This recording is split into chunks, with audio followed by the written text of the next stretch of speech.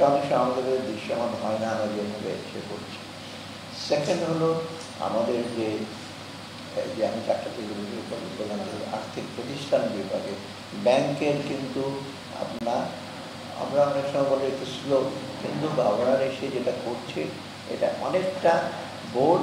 আমরা একটা রোগকে সে করতে হবে, প্যারাসিটামল দিলে তো আমরা সিমটমটা কারেক্ট করতে হবে। সিমটমটা কি? ম্যানেজমেন্ট খারাপ ছিল, গভর্নেন্স খারাপ, করাপশন।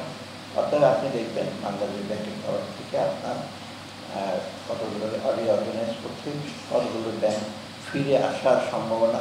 ইভেন কালকে তো আমরা আমাদের গভর্নর সে হচ্ছে যে ইসলামী ব্যাংক কিন্তু ফিরে আসার পথে আসছে, এটা বিগেস্ট ব্যাংক। এটা আমাদের জন্য বড় চ্যালেঞ্জ। কিন্তু অন্য ব্যাংক আছে সবগুলো চেষ্টা করছে, কিছু কিছু ব্যাংক আছে একেবারে কত মানে খুঁড়িয়ে খুঁড়িয়ে চলবে। কিন্তু আমাদের থেকে আসলে কোনো ব্যাংক কিন্তু বন্ধ করে দেওয়ার কোনো, কারণ আমরা বাংলাদেশ এটা ডোমিনো এফেক্ট হয়। ডোমিনো এফেক্ট মানে একটা ব্যাংক বন্ধ করলে যত ভালোই হোক আমরা রান অন দ্য ব্যাংক বলতে পারি, তাই না? ব্যাংকের দরজা যখন বন্ধ হয়ে যায় তখন অন্যরা ছুটে আরেক ব্যাংক। অর্থাৎ এটা আশ্বস্ত করা হচ্ছে সবাইকে, আপনার ডিপোজিট গঠন করবো, আমরা এগুলো ঠিক করবো। এবং দু একটা ব্যাংকে উনি অলরেডি বাংলাদেশ ব্যাংকে কিন্তু অর্থায়ন করেছে।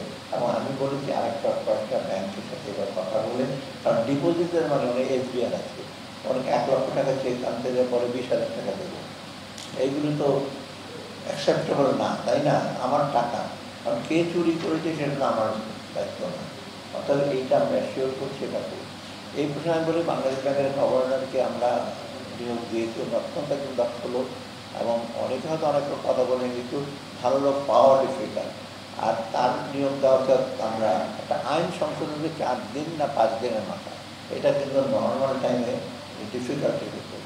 কার ভাই কার সে আপনারা জানেন, আমি একটা পরে আমি নিজের ঢাকঢোল পেটাচ্ছি না, তারপর ব্যাংক সেন্ট্রাল ব্যাংকের গভর্নর আসছে, তারা কীরকমভাবে আস্তে আস্তে ব্যাংকগুলো, এটা আমি বলে ব্যাংক সুপারভিশন এবং বাংলাদেশের ব্যাংকের দিক থেকে ম্যানেজমেন্টের আপনার দুর্বল ছিল, এখনও আছে। সেটা বলে মানে Bangladesh bank itself to be reform. শুধু আইনের রিফর্ম করে চলবে না যে এফআইডি থেকে বেরিয়ে চলে গেলাম, সেটা তো আসল সমস্যার সমাধান না। আপনার এখানে সুপারভিশন, মনিটরিং, পলিসি মেকিং এটা ঠিক করতে হবে। সো এইটা একটা বড়, আমরা অন্যান্য বিষয়গুলো আমরা পুঁজিবাজার সম্পর্কে বলি, পুঁজিবাজার আমরা দিয়েছি নিয়োগ। আর পুঁজিবাজারের সময় অনেক রকম কথাবার্তা বলে, শেয়ার প্রাইস কমে গেলো, কেন কমে গেল, লেট ক্যাটাগরি শেয়ার, ফ্যাক্টরি নাই শেয়ার বিক্রি হচ্ছে, এগুলো ফাঁকি দেওয়া হচ্ছে। কারেকশনের জন্য এগুলো সবই আপনি এসে করতে অ্যাভয়েড করতে পারবেন।